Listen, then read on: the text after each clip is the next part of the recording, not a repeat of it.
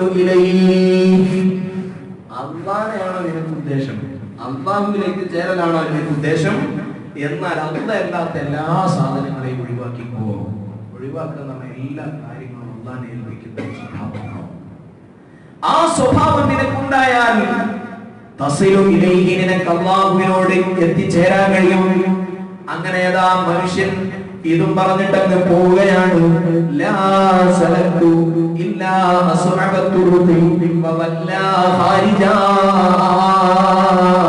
ഇത് വലിയ പ്രയാസകരമായ വഴിയാണ് എന്ന് പറഞ്ഞിട്ട് മഹാനവറുകൾ അവിടെ നിന്ന് ഇറങ്ങി പോവുകയാണ്.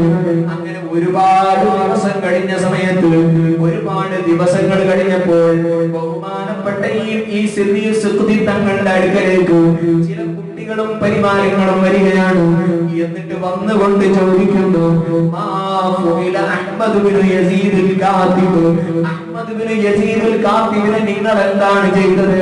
അയാൾ നിങ്ങളുടെ അടുക്കൽ വന്നതിന്റെ ശേഷം പിന്നെ ഞങ്ങൾക്ക് കാണാൻ കിട്ടിയിട്ടില്ലല്ലോ, ഞങ്ങളുടെ അടുത്തേക്ക് അയാൾ വരാറില്ലല്ലോ, അയാൾ കുടുംബത്തിലേക്ക് അയാൾ ചൊല്ലാറില്ലല്ലോ, എന്താ അയാളെ നിങ്ങൾ ചെയ്തതെന്ന് സിദ്ദീഖ് തങ്ങളുടെ അടുക്കൽ ചെന്ന് ചോദിച്ചപ്പോൾ മഹാനവറുകൾ പറഞ്ഞു, ഞാൻ അയാളെ അറിയൂല, അയാൾ ഇന്ന സമയത്ത് ഇന്ന രൂപത്തിൽ വന്നയാളാണ്. അതേ, അയാൾ ആ സമയത്ത് വന്നിട്ട് എന്നോട് ഇങ്ങനെ അല്ലാഹുവിലേക്കുള്ള വഴി എങ്ങനെയാണെന്ന് ചോദിച്ചപ്പോൾ ഞാൻ അയാൾക്ക് അതിനുള്ള വഴി പറഞ്ഞു കൊടുത്തു. അതല്ലാതെ പിന്നീട് അയാൾ എന്റെ അടുത്തേക്ക് വന്നിട്ടില്ല. അയാളുടെ അവസ്ഥ എന്താണെന്ന് എനിക്കറിയില്ല എന്ന് പറഞ്ഞുകൊണ്ട് ആ വന്ന ആളുകളെ ഞാൻ എന്നെ മടക്കി വിടുകയാണ്. അവര് പറഞ്ഞു, സിദ്ദീഖ് തങ്ങളെ, ഇനി അവരെ കാണുകയാണെങ്കിൽ നിങ്ങൾ അയാളോട് കുടുംബത്തിൽ ഒന്ന് ബന്ധപ്പെടാൻ പറയണം. അവരെ കാണാത്തത് കൊണ്ട് കുടുംബം വിഷമിച്ചു നിൽക്കുകയാണ്. അങ്ങനെ ബഹുമാനപ്പെട്ട സിദ്ദീഖ് തങ്ങൾ പറയുകയാണ്, ഒരു ദിവസം രാത്രി ഞാൻ ഇശാ നിസ്കരിച്ചിട്ട് എന്റെ വീട്ടിൽ ഇങ്ങനെ ഇരിക്കുകയാണ്. ആ സമയത്ത് ഒരാൾ വന്നിട്ട് വാതിലിൽ മുട്ടുന്നു. വാതിൽ മുട്ടിയപ്പോ ഞാൻ കടക്കാനുള്ള സമ്മതം കൊടുത്തു. അയാളെ കടന്നു വരുന്നു. അയാളെ തോളിൽ ഒരു തുണിയുണ്ട്. അയാളെ കൂടെ ആരും തന്നെ ഇല്ല. അയാൾ കേറി വന്നിട്ട് എന്റെ നെറ്റിയിലൊന്ന് ചുംബിക്കുന്നു. وقال يا سيدي أعتق الله من النار كما أعتقني من الدنيا. എന്ന ദുനിയാവിന്റെ പ്രയാസങ്ങളിൽ നിന്ന് നിങ്ങൾ മോചിപ്പിച്ചതുപോലെ അല്ലാഹ് നിങ്ങളെ ആഖിറത്തിൽ നിന്ന്, നരകത്തിൽ നിന്ന് മോചിപ്പിക്കട്ടെ എന്ന് പ്രാർത്ഥന നടത്തിക്കൊണ്ട് ആ മനുഷ്യൻ സിദ്ദീഖ് തങ്ങളുടെ അടുക്കലേക്ക് പോവുകയാണ്. അതാ ബഹുമാനപ്പെട്ട സിദ്ദീഖ് തങ്ങൾ ഈ മനുഷ്യൻ വന്ന വാർത്ത തന്നെ വീട്ടിലേക്ക് വിളിച്ചറിയിക്കുകയാണ്.